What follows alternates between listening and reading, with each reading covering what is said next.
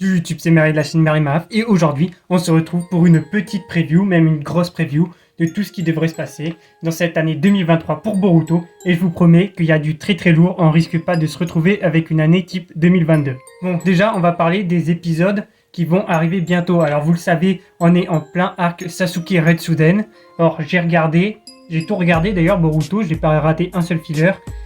C'est pas mon truc préféré, mais il y a des choses intéressantes et surtout, le prochain épisode risque d'être vraiment intéressant. Alors je vais m'expliquer. Le prochain épisode, donc l'épisode 286 de cet arc, va conclure l'arc Sasuke Retsuden. Et on risque d'avoir un épisode d'une bonne qualité. Alors déjà, pourquoi je dis ça? C'est tout simplement grâce à son réalisateur. Le réalisateur, c'est Noriyuki Abe.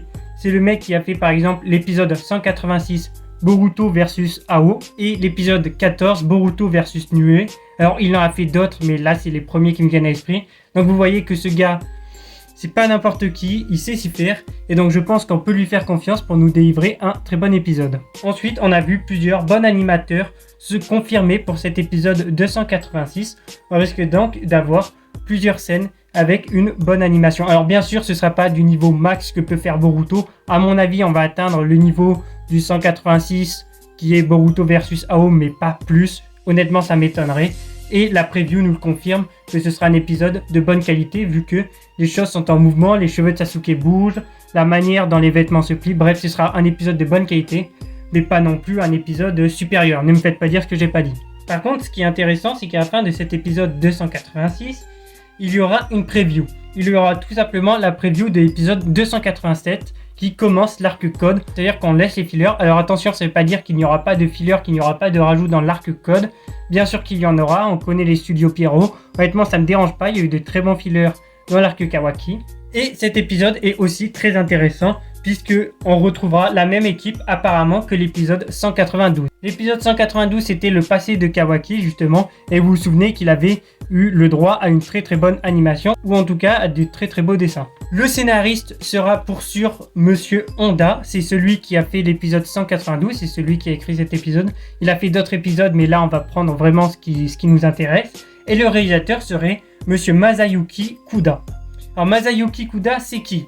Déjà, c'est le mec qui a réalisé ces épisodes. Vous voyez que vraiment c'est un monstre. Mais c'est aussi l'ancien directeur de la série. Effectivement, ça va me permettre de glisser sur un autre terrain puisqu'il y a une grosse restructuration dans l'équipe interne de Boruto. Déjà, on a changé de planning et de manager de planning. Le nouveau mec pour le planning s'appelle Makoto Oyoshi et le nouveau manager s'appelle Akifumi Fujio. Désolé, je suis en train de lire parce qu'il est en japonais, voilà. Alors, Akifumi Fujio, il est intéressant, pourquoi? Parce qu'il a tout simplement récemment travaillé sur les deux parties de Spy X Family et sur tout Demon Slayer. Écoutez, ça fait toujours du bien à savoir, ça fait toujours du bien d'avoir ça dans l'équipe. Alors, à quoi ça va servir? Ça va tout simplement servir à que le staff technique ait un plus grand planning et donc puisse faire des épisodes de meilleure qualité. Ensuite, comme je vous le disais, Masayuki Kuda était l'ancien directeur de la série. Et ben ça a tout simplement changé. Maintenant c'est Noriyuki Abe, le mec qui va réaliser l'épisode de la semaine prochaine. Noriyuki Abe, c'est un très très grand réalisateur. Il a par exemple réalisé Bleach et des épisodes que je vous ai cités en début de vidéo. Alors qu'est-ce que va faire Masayuki Kuda? Et ben c'est très simple, il va devenir directeur d'animation. Pour ceux qui connaissent un petit peu le staff de Boruto, vous comprenez qu'ils ont en fait inversé les rôles.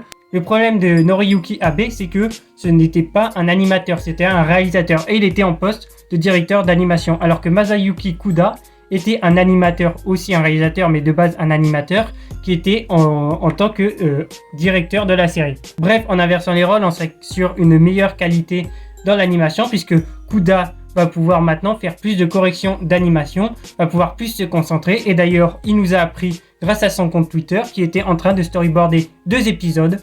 Donc on parie que c'est le 287 et un épisode qui arrivera un petit peu plus tard. Dernière nouvelle qui concerne le staff technique de l'émission, c'est que 2 studios sont maintenant rentrés sur Boruto.